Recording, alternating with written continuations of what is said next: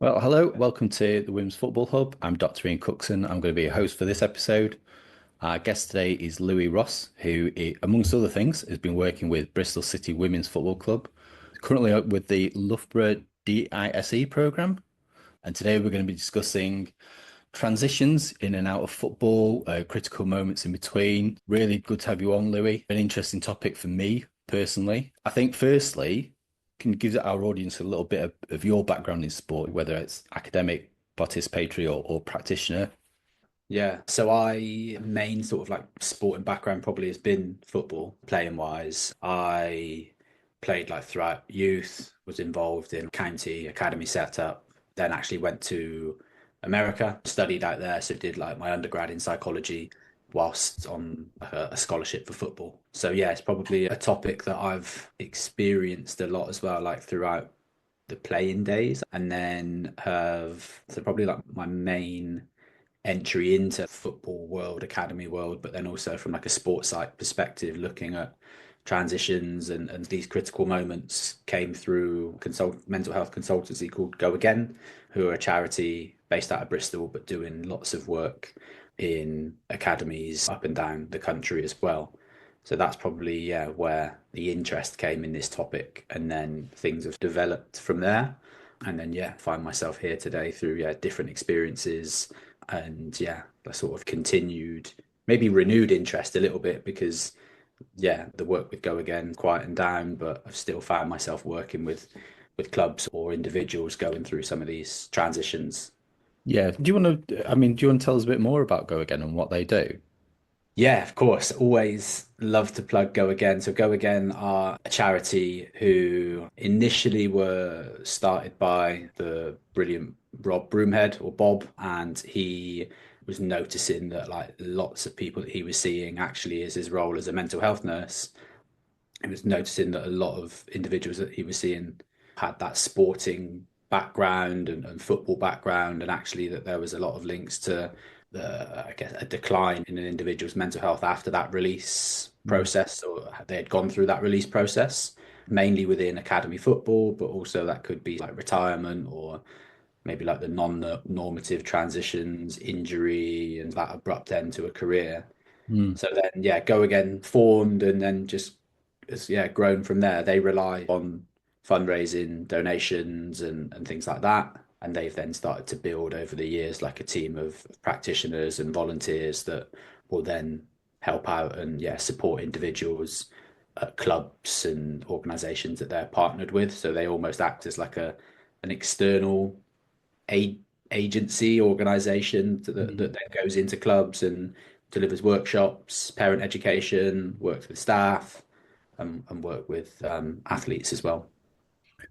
Yeah, great. I think this is why this topic's important to me personally because that was my experience. I tore my ACL when I was 25 and got to 28 and couldn't really continue playing. It was what sparked my interest in sports psychology. So what about the Loughborough role? What's that then?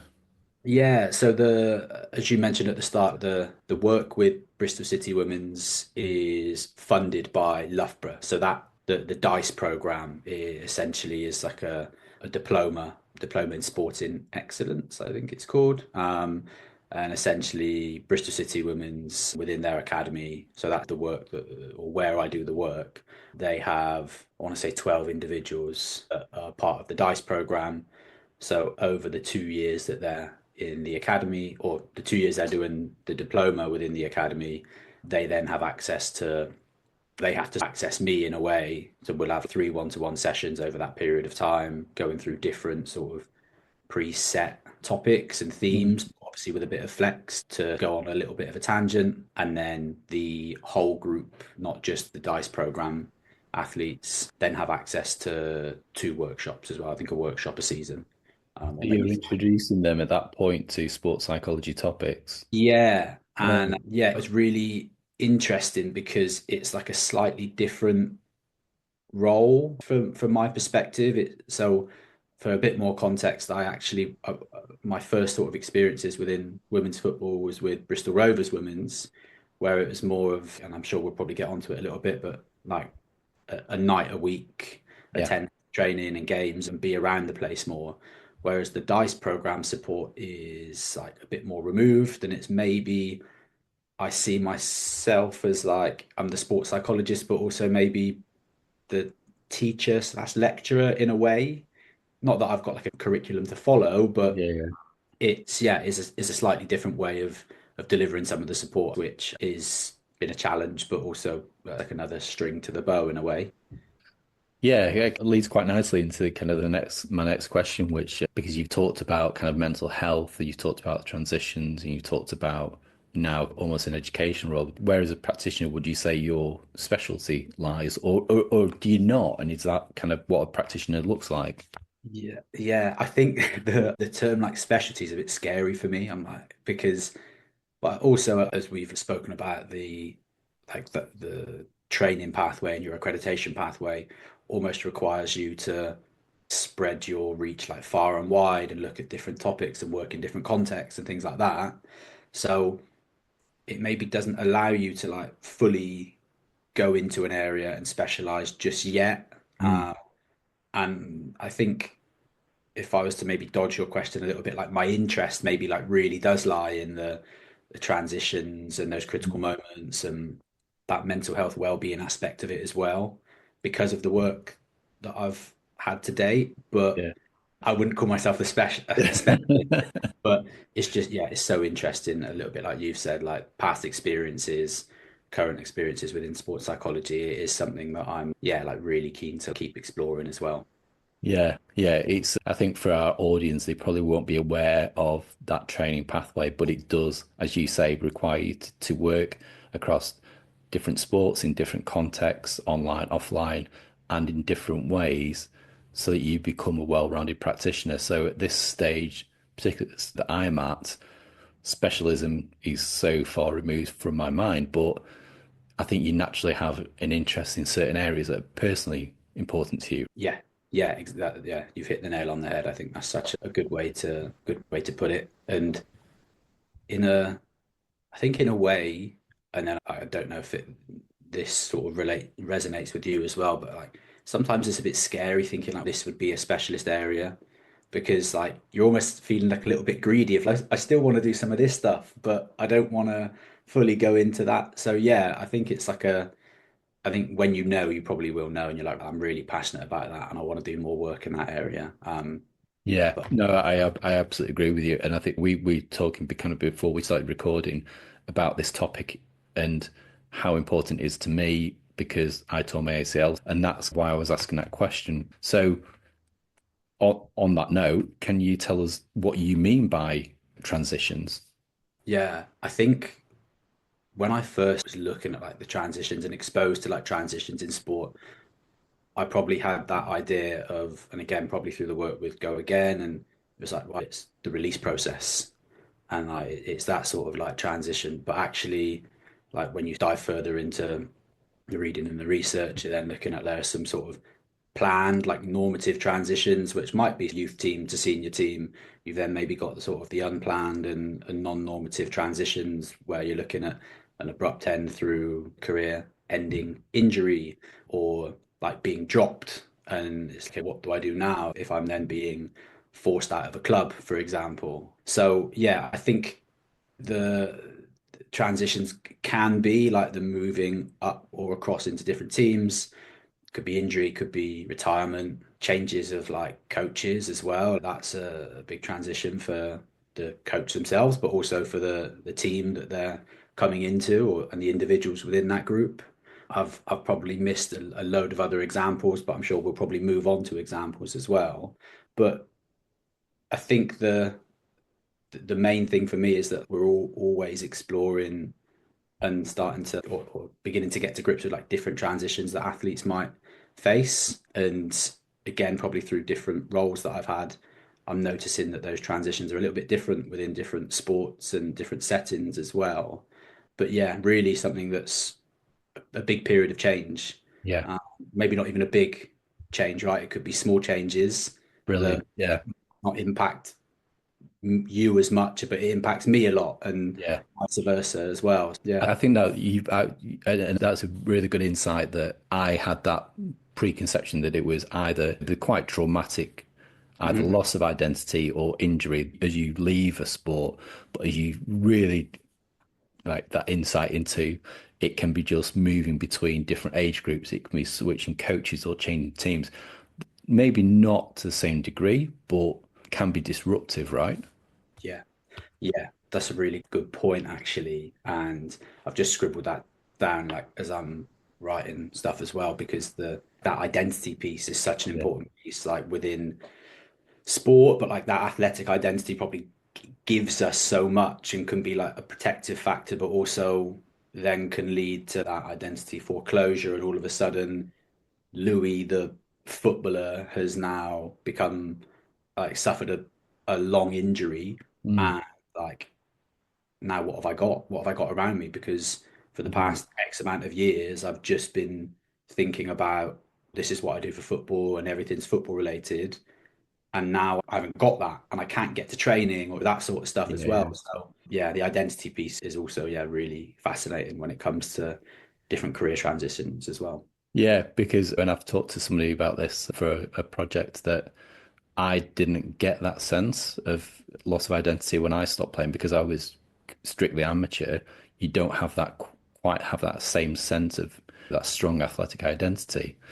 But yeah, but there would so we talked about transitions there, and you've also mentioned about critical moments. And so what are they and how do they relate to transitions? Are they similar or Yeah. I'll try and be like succinct as I, but the, so I actually came across this, like the idea of like critical moments when like doing a bit more reading around like existentialism and the work from Mark Nesty. And I think in one of the papers that I was reading, he challenged like the word like transitions in sport because there might be that perception that okay, these transitions are often smooth and they can be yeah almost not that challenging, whereas that's not always the case. So, like critical moments are maybe there's more emphasis on it doesn't have to be like a transition like in and out of sport, which might be classically how we see it and maybe how I perceived it initially. But those critical moments could be something along the lines of a big unexpected win. And actually, how does that then maybe further define that athletic identity or challenge that identity? Or it could be the opposite of an unexpected loss. And then how do we then deal with those things as well? Within that reading and that I was doing around critical moments, one of the things that stuck out to me was that he had, and I'm going to butcher this a little bit, but he had defined those critical moments as always involving like some level of anxiety, Mm, which I was then trying to rack my brains and I'm thinking of like the different transitions that you might go through or like different moments that might really challenge like how you perceive that athletic identity or how you perceive sort of your role within an environment. And I don't know if I'd say like that's bang on the money, but I'd say it's often quite accurate. it sounds familiar. I certainly, and you've probably heard this. I've worked with athletes in different sports, and they often reflect on a match or a game when they've lost from a winning position and it's really badly affected them. Yeah, I see how that is a as a critical moment, as almost a minor form of transition that something's shifted in them afterwards. Yeah, exactly that. And I think that shift, and I think it then maybe goes back to some of the reading that I've done around it. That shift then is often an opportunity. I think Mm, he's labeled it like an opportunity to develop courage in the face of some of these things. And I quite like how that's framed because mm. it's maybe how we practice as a sports psychologist as well. It's these things, these critical moments are going to happen. Yeah, Maybe have lots of control over that, but if we can start to spot them as opportunities and things to respond to in healthier ways and mm. adaptive ways, then actually it's there then lots of learning opportunities as well. Yeah. So how we perceive those moments. Mm, yeah, Yeah. yeah, So I've been doing my reading around ACT, acceptance and commitment. It's very much around that these aren't necessarily good or bad. We just have to accept them and commit to whatever path we're on rather than having those past events define our future. yeah, exactly. Yeah, yeah. And yeah, I love acts. And I think, but that topic of acceptance can be quite scary as well sometimes because it's like, well, what do you mean? I've just got to accept that this situation's like really horrible and there's no way out of it. And it's like, no, we can accept that this is almost uncomfortable and unwanted, but we can start to shift towards that committed action and meaningful processes that we can follow.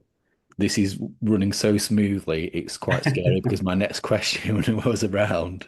So, if this is these transitions or critical moments leading to future problems potentially, Mhm. what impact are you seeing on performance and being now and in the present? What does that look like? Okay. Oh, that's a great question. And I think, would I then be right, or I hope some of this is right in terms of how I'm responding to it, but the like that impact on performance from some of these critical moments or the transitions that athletes or individuals are undergoing, I think that quite nicely makes that link between like performance is like it doesn't just exist in that bubble where it's like I'm going through these things and I can still perform the way I want to. It might be that like some of these critical moments are contract decisions or like big life events that are still very meaningful to that individual Mm. and might be a reason why we're not performing in the here and now. Am I along the right lines in terms of what Yeah, you? yeah. What I think struck me as I asked that question, and you hesitated, was that we have that transitions, those big transitions almost out through retirement or injury that potentially cause mental health issues.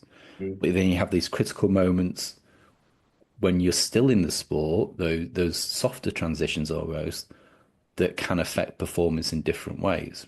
Yeah, I think yeah, that's what you're saying. yeah, definitely. And sometimes either as the group of staff, like supporting that athlete, or as the athlete themselves, like we might not always fully know the impact of it as well.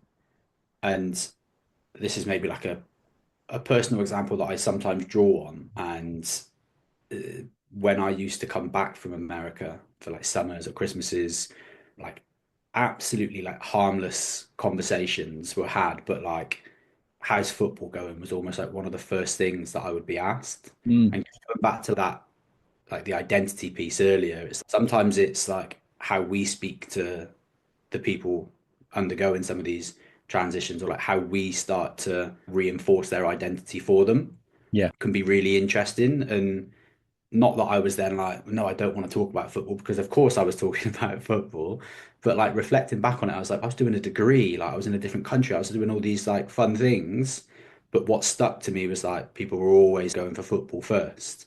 Yeah. Uh, and I think really I've probably taken that as a lesson as I then go into some of these clubs or environments of if I'm always leading with the performance or the sort of like reinforcing questions around that identity, it can, what if I'm then speaking with the injured athlete or the athlete that might then be approaching like their final few months of their Mm. contract or approaching retirement and things like that. It's actually we maybe need to start to understand how we might work with someone to reinforce other parts of their identity and almost show them that it's okay. It's not like a football or whatever sport they're playing and that's it. It's like these things can coexist and you're allowed to explore those different parts of your identity as well. Yeah, I think the more you talk, the more you realize how complex this issue is. It's not just a simple in and out of sport, or is it, or even just a move between. It's the impact that has on your current health and performance, but then it also impacts, or as practitioners, we should be aware of how that impacts how we deal with them. It just that it becomes quite a messy thing, right?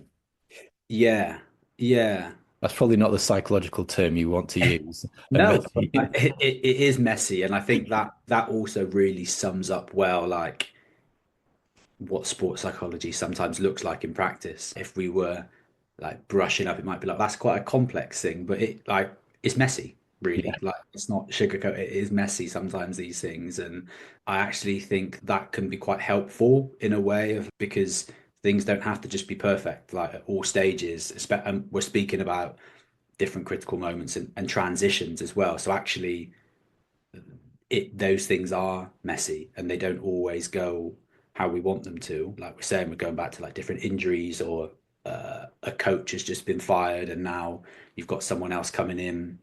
I don't know until the end of the season, and you're in a relegation battle. All of a sudden, yeah, these are like big states of the things that are fluctuating a lot, and how Mm, to adapt to that.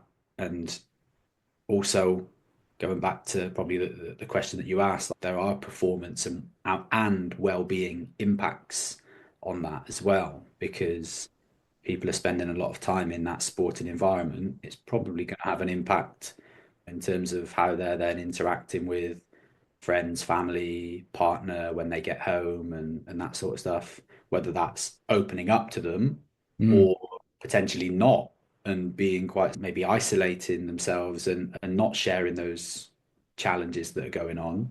Yeah. Yeah, I think it's. I mean, we're potentially going down rabbit holes here, aren't we? But I think there's a message here for practitioners as well, isn't there? That we tend to go into environments and we conceptualize problems in a certain way. We often have standard approaches or tools or frameworks or ideas, but it's very hard to simplify a problem down to just in and out of sport or a transition because there's all this if you as you've just described then it has such an impact on that person and their relationships with others it becomes this very all-encompassing problem. Mm. Yeah. Yeah, exactly. And we maybe haven't touched on it yet, but I'm thinking about the some of the contexts that I've been in that maybe aren't even full time. They're like part time environments where we've then got like life Yeah. football might be like twice a week in the evening, and then everything else is going on in and around it. And yeah, I'm That was my next question. right there we go. But it was because we didn't talk about it earlier because you've mentioned in our conversations around dual careers, but what you've just hit on there was that with because the women's game there's less professional teams and there's less money in it, and they're having to still to a degree, and I think further down the pyramid, have other careers, have jobs, have maybe been in education. This issue of critical moments and transitions more prevalent in the women's game. That's a great question. Is it more prevalent? I would I'm say, putting you on the spot a little bit, and you don't have to yeah, give me an absolute black and white answer. yeah. But I think that's a good point because I guess I could speak for like the environments that I've been in as well. I would say that it is prevalent. Maybe it's prevalent in different ways because maybe there are transitions that individuals that I've been working with and that I've got to know, there are probably transitions and different critical moments that have impacted them more than, say, their male counterparts would at the same level, for Yeah. example. But then they might be also experiencing, differences as well. Yeah, because you touched earlier, didn't you, on contract discussions and changing of managers and all those things that whatever level you're playing at and whichever male or female or youth are going to have an impact on you as a player. Yeah, yeah, exactly. And I always find like this is like such an interesting discussion as well because I think, like we said earlier, some of these moments might be from an outsider looking in like quite small and mundane, but actually if you're someone who like is really valuing that connection with like coaches and support staff, and then that coach goes and takes a job at a different team or gets fired all of a sudden, then that's massive for you because Yeah. you've built that level of trust and everything with someone, and all of a sudden it's I've now got to adapt to a new coach, their style of play, all of that sort of stuff. But also as a person, I've now got to make that or try and build that trust and relationship with them as well. And maybe that's also harder at like the lower levels of football where we're not full time. Yeah. And it's then we've got a small amount of time to try and build these relationships and make an impact and all of that sort of stuff.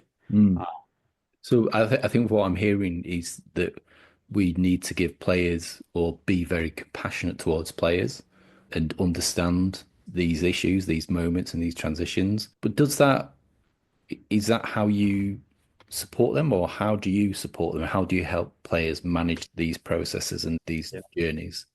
Yeah, I love that word like compassion as well because it is something that probably like we can act with and like and show that and like role model that behavior, but also like encouraging clients to almost like, and it's a bit of a cheesy example, but like how would you speak to your teammate in that moment who's maybe going through one of those critical moments or a big transitions on the horizon? Like how would you speak to them? Because I doubt it's the way that you'd speak to yourself, sort of thing. And yeah, like, I smile always when I say that because like, it is a bit of a cheesy one, but also I like taking that approach because it then probably highlights actually sometimes how that inner critic within us tends to take over and Mm. maybe going back to the act stuff like it's okay if that takes over but let's maybe not start to become too hooked by that as well. We've probably mentioned it a couple of times already, but like the athletic identity piece for me is like always quite a nice way to go with some clients as well. And it was on a CPD event that I attended a couple of years ago, but someone had positioned or framed this as like different t-shirts that we wear. And whilst our football t-shirt might be the one that we really value, and again, going back to that athletic identity piece, almost asking people like, what other t-shirts do you wear? Whether that's, so for me, it might be like I'm the brother or the uncle or the partner, or what other sort of like hobbies and interests have I got? Because they also make up parts of my identity. I've just recently got into paddle tennis. I'm Right. absolutely loving it. But do you know what I mean? Like things like Yeah. that. This doesn't have to be like they're taking over and like now that sort of footballer identity isn't important anymore, but it's what are the benefits of maybe taking that football t-shirt off for a little bit and actually being present in other areas of your life, and does that allow you to recharge your batteries and just take a bit of time off, which I think is sometimes a really hard conversation to have because of the statistics in football about making it as a professional and that sort of stuff, but also sometimes being within these environments is a bit, this is a bit of a general sweeping statement, but some of the messages are always like you have to be so locked into chasing your dream and doing all the extras and doing everything that you can to Mm. then make it to the top. It's what I'm encouraging people to think about, and what the environment is telling them is sometimes there's a bit of conflict there because it's like, well, why would I explore other parts of my identity if I have to be all in on football to be able to achieve my goals, if that makes sense? But I guess like my counter to that always is we're not robots. Like actually having some of that time off can allow us to be at 100% when we return into that environment and that sort Yeah. of stuff. So that athletic identity piece is always quite common in some of the work that I do. I approach this like differently as well, like into depending on the client, if I'm just working like one to one or if I'm working like within a team or organization with people, but trying to create like roadmaps for when someone comes in as well. So like that transition into an academy or a team, for example, it's okay, we're now at that starting point, but what do you almost want that roadmap to look like? If you can put a time frame on it, if you know that you've got like a 2 year contract or sort of scholarship for a year or two, like what does that roadmap look like? What are the milestones that you'd like to hit? What Mm. would some obstacles be? Because let's also be realistic that there are going to be some obstacles. That might be injury. Okay, cool. If that is injury, that's another transition. But how do we then deal with that moment? And what do our sort of strategies look like? And then at the end of that roadmap, if you will, what would we have liked to have achieved? And maybe that's then a blend of this might be the outcome, but also here are the processes that are underpinning me moving in that right direction. And then it's not like a cool, we've reached that period and then that's it. It's where next? There's going to be another roadmap almost spawning from that, where Mm. it's like, okay, maybe it's a bit of a flowcharty thing then of have I got to where I want to, or have I achieved that, or have I not? And again, that's not like a this is a failure, but it might be a okay, well, where next? And actually going back to I think the points that we made earlier, there's a learning opportunity in there, and there's an opportunity to demonstrate some resilience or courage, and then make the next steps as well. Yeah. Uh, Yeah, rambled a bit, but yeah, Oh, so I was scrolling notes down as you talk. So, so I think roadmaps, different t-shirts, so different identities is what I'm hearing, which is really interesting. I think a couple of things. We've talked a bit about act. And I'm going to do a podcast with somebody else in a couple of weeks. We'll be discussing acting in more detail for anyone that's interested. But you touched on that those t-shirts and those different identities and how they relate to lots of other people in our circle. And so mm, that again goes yeah, back to the point about this is messy, right? And this is life. But then you also, and I think really interestingly, you were talking about that almost contradiction that we have as practitioners with the messaging from the clubs, and that I think expectation a lot of players have that they have to be all in, otherwise they're not going to make it. Do you think we need to resolve that, or do you think clubs need to be a bit more aware of these issues around transitions and they need to do a bit more? yeah. I think it's probably like a little bit of both. Like Mm. truth lies somewhere in the middle because the more we can, especially some of these environments that we're working in, we might be in. Think back to some experiences that I've had, and I've been in a morning a week or an evening a week or a day a week where it's okay, actually, how am I then trying to make an impact or get some of that messaging across and work with different staff? Going back to the point you made, it might be okay, can we upskill staff in that athletic identity piece and what transitions may or may not be perceived as big or small, by Yeah, the individuals that we're working with. So I do think that like the working with and through coaches is also really important as well. And it again, it might not be like the magic fix, but also if they can take some of those lessons and learnings away, yeah, probably be beneficial for the group that they're working with as well. yeah, I do definitely think that, yeah, I really think that there needs to be like more done yeah. by like support staff and coaches, but also then it's so if we're taking like the contract decisions or scholarship decisions and things like that is really tough because it's it could probably be managed better and done better by clubs. And again, I'm not privy to the processes that everyone follows because it would be done slightly differently. Maybe that is managing expectations from the start. So then, and in individual player plans and reviews that they have pretty regularly, just being honest and upfront and say you're not quite there yet, and this is what that might mean. Mm, But also we're still working on this is how we're going to develop you as the performer and the person. So I think like that consistency really needs to be there. yeah. But also that's maybe where the go agains of the world come in because it might be that I'm someone that's just been released, I'm undergoing that transition, and the last person that I want to speak to is somebody associated with the club Yeah. because you're the club that's just released me. Yeah. So it might then be okay, well, I'm going to speak to that external sports psychologist or whoever that might be. So yeah, I think there's things that we can definitely do better.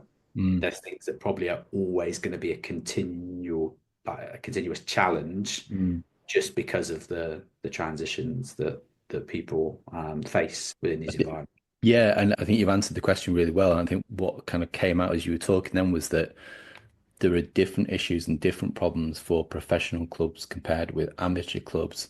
And potentially that is more difficult the less resources that the clubs lower down the pyramid have, because cost in terms of how much time and resources they can put into these types of pathways. Yeah, yeah, exactly that. And that's such a brilliant point actually, because all of a sudden what we think might be great for for a club to do, it might then be like, okay, actually, how do we change this process because you're not full time Mm, and uh, we forget that the players aren't full time. We maybe fall into that trap sometimes of like the coaching staff are full time because they treat it as a full time job, yeah. but they've still got another job. So it's again, sometimes we forget that aspect of it, and then that maybe falls into like sports psychologists as well. If I'm going to do all of this extra stuff and treat it like that, but then yeah, in practice, it doesn't always go as smoothly. And I'm not trying to offer like the magic fix, but I think like expectations, like from the minute someone comes into a club, like if they, and then it's hard because you don't want to crush someone's dream and be like, you're going to go through all of these transitions, your time here is going to be really hard.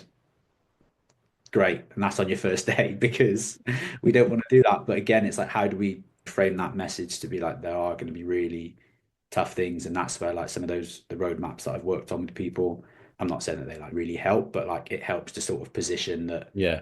this is where you want to get to. These are the challenges that might come up, Mm, and that's fine mm, because now you're already accessing some of this support to then be able to try and cope with it as best as possible. yeah.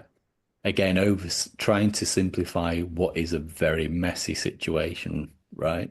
Mm, As soon as you were talking, then we're going amateur, professional, amateur clubs that look professional or some are professional. You might not make it. You might make it just. I might rebrand myself as Mr. Messi from yeah. the Mr. Men, but yeah, I think doing what we can and operating and having those conversations is still important with clubs and with players. We've very rapidly run out of time, and I'm just really interested in exploring this more. It is to summarize, what is the takeaway you'd give to, and bearing in mind our audience is players, coaches, and parents Yeah. about this idea of transitions and critical moments. What was the one piece of advice you'd give them? Oh, I think to prepare as much as possible. I often use like the example that like sports psychologists can be firefighters, and we're responding to all of these things that might come up, but also we want to try and be like gardeners that are maintaining things, and we're not then letting that garden overgrow and then having to pluck out all the weeds. And I think that example maybe relates to some of this stuff around transitions and those critical moments as well, in terms of what can we do and how can we educate ourselves, and what things can we look out for to like preventative sort of things. Like Yeah. that might then be like, what support have I got around me? What t-shirts have I already got? Am I sort of planning ahead already? That's not going to be everything that I need, Mm, but if I'm going into my this environment and I'm just moving up to the first team and I'm starting to already, it's still going to be difficult, but if I'm starting to put some of these things in place, then it might give me like a solid foundation to then respond to some of these challenges. And I know that also I'm not going to be able to respond to all of them, or there might be some transitions that I find really difficult and I can't avoid it, and that's okay. yeah. So, yeah, I think there's a like an open university free module. They do loads of like different free modules, and there's one around transitions within sport. Right. And I think I'm not a parent, but my sister's got three boys, and they're all like mad into football. It's probably something that I'm going to send to my sister to have a read. But again, so things like that, I think Yeah. just in terms of start to identify like those preventative measures, or at least do some of the legwork to then go Before into you get to them. yeah Yeah. yeah yeah. I think that's probably a good piece of advice to take away. Fantastic. Thank you, Louis. I was really interested in this as a topic personally, so it's been really interesting for me. And I'm sure our audience will. I'm sure that last piece of advice about planning ahead is invaluable for them. But so, thanks for your time. Thanks for coming on. No, thank you. Really enjoyed it.